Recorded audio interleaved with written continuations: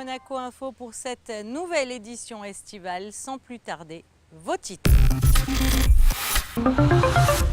Après 13 ans d'absence, Marek Janowski a dirigé un programme Tchaïkovski lors d'un concert avec l'Orchestre Philharmonique de Monte-Carlo au Palais Princier. Retrouvez les lieux préférés des touristes de la Principauté. En ce moment, c'est la canicule. Quelles sont les précautions à prendre et comment passer cette période avec sérénité?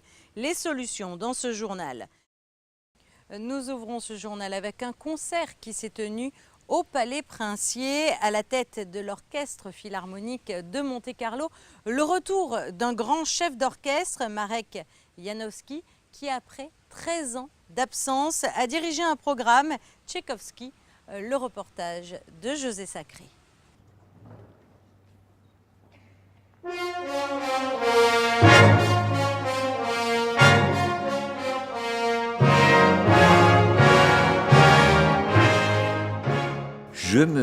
En toute vérité, je me suis invité ici. J'ai dit à l'administration, j'aimerais bien revenir, je veux revenir. Et malgré les circonstances acoustiques là-haut, dans la cour du palais, c'est toujours un petit peu spécial, j'ai opté exprès pour les concerts donc, au palais.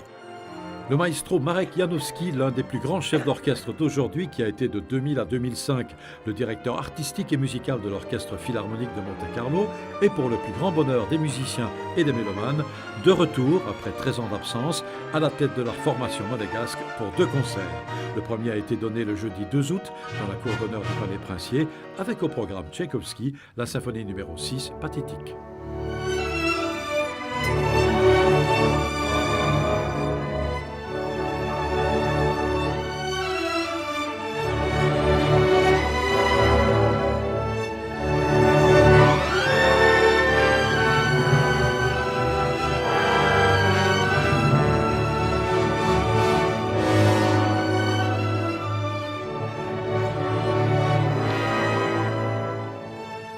La 6e, c'est vraiment un chef-d'œuvre gigantesque du 19e siècle, tous les styles confondus. Et j'ai toujours eu une grande admiration pour cette œuvre-là, qui doit être jouée dans une manière classique et pas dans une manière romantique exagérée.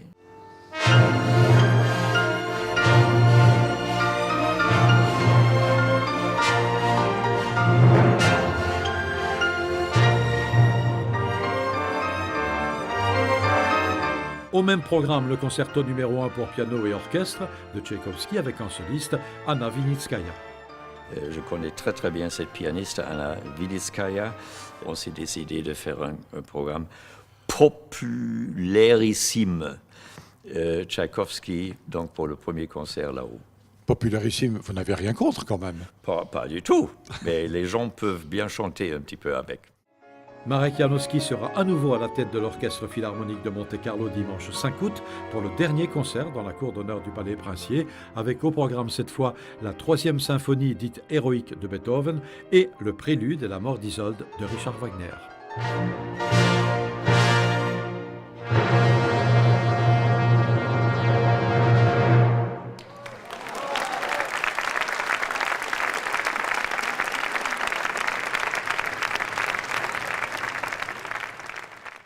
Ils sont gratuits et ils sont dissimulés un peu partout sur le sol monégasque. Plusieurs lieux entièrement gratuits attirent les touristes et sont très souvent photographiés.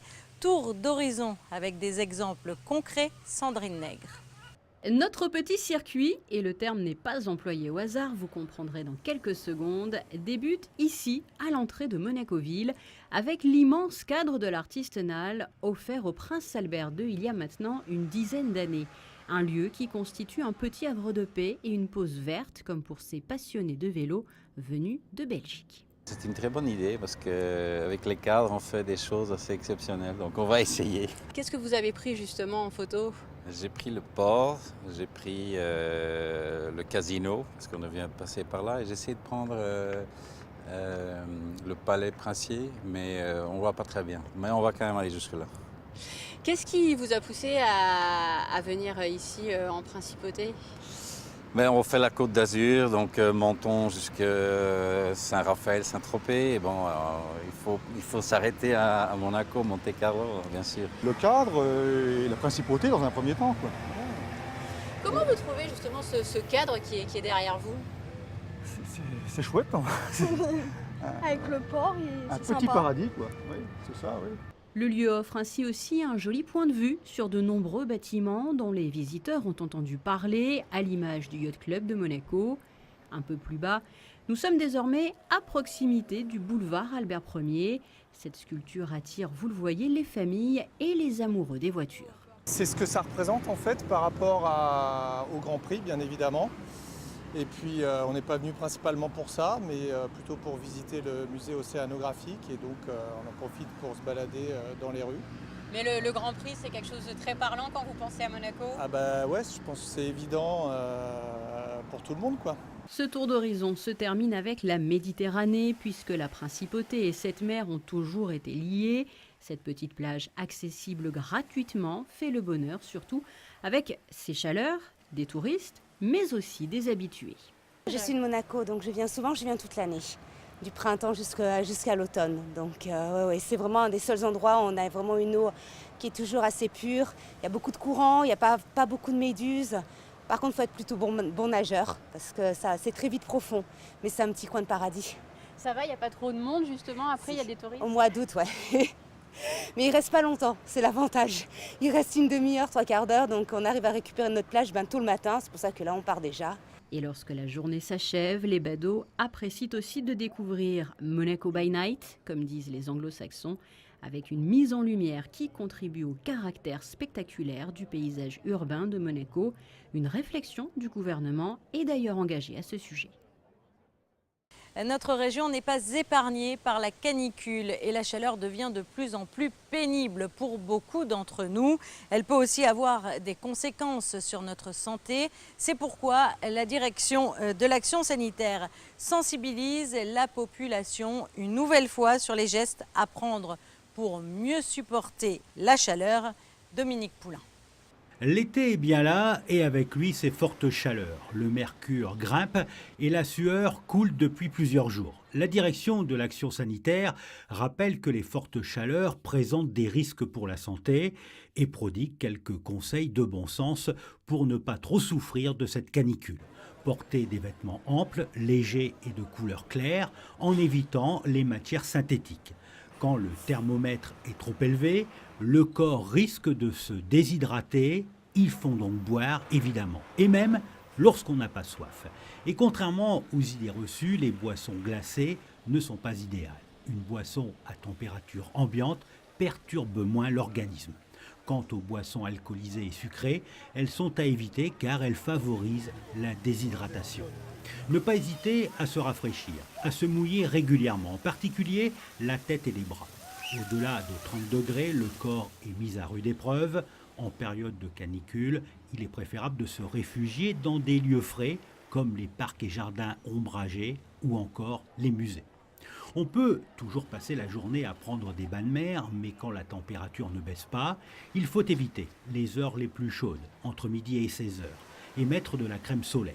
De même, sur la plage, le parasol s'impose. Quand il fait chaud, souvent on n'a pas faim, mais il est important de manger quand même, en privilégiant les plats froids, les légumes, les laitages et les fruits frais. À noter que votre corps vous envoie des signaux d'alarme. Si vous avez des crampes, une fatigue inhabituelle, des maux de tête, de la fièvre, des vertiges, des nausées, ou si vous tenez des propos incohérents, appelez le 112 ou le centre des urgences du CHPG. En bref et en images. Vous êtes passionné de cuisine, vous adorez concocter des plats élaborés, la cuisine n'a aucun secret pour vous. Inscrivez-vous à la première édition de Maestro Chef organisée à l'occasion du 23e Salon Monte Carlo Gastronomie qui se déroulera du 23 au 26 novembre prochain. 8 cuisiniers amateurs seront sélectionnés pour participer à ce concours culinaire. Sachez qu'il faut s'inscrire avant le 30 septembre en allant sur le montecarlogastronomie.com. Passons à présent en revue votre carte météorologique. Samedi, du soleil le matin et quelques nuages l'après-midi. Il fera encore chaud, les températures varieront entre 28 et 30 degrés avec un ressenti allant jusqu'à 34 degrés. Ce sera l'inverse pour dimanche, autrement dit des nuages le matin laissant place à un large soleil l'après-midi, compté de 28 à 31 degrés. Lundi, une journée entre nuages et soleil, toujours de la chaleur, il fera de 27 à 32 degrés. Mardi et mercredi, là aussi, entre nuages et soleil, on va commencer petit à petit à sortir de cette période caniculaire. Sachez pour finir qu'il se pourrait qu'il y ait quelques orages dans la journée de jeudi. Ce journal est à présent terminé. Merci pour votre fidélité. Et puis quant à moi, je vous retrouve très vite sur Monaco Info. À très bientôt.